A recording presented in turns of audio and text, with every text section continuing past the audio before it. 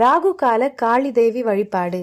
ராகு காலத்தில் துர்க்கை வழிபாடு செய்வது போல காளி தேவியை வழிபாடு செய்ய கிடைக்கும் பலன்களை பற்றி பார்ப்போம்.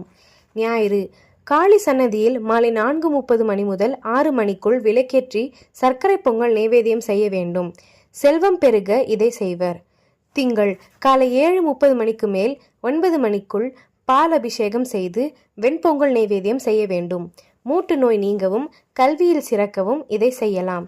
செவ்வாய் மதியம் 3 மணிக்கு மேல் 4:30 மணிக்குள் வடக்கு நோக்கி எரியும் வகையில் தீபம் ஏற்றி தக்காளி சாதம் நைவேத்தியம் செய்ய வேண்டும். மாங்கல்ய பலம் குழந்தை பாக்கியத்திற்கு இந்த வழிபாடு.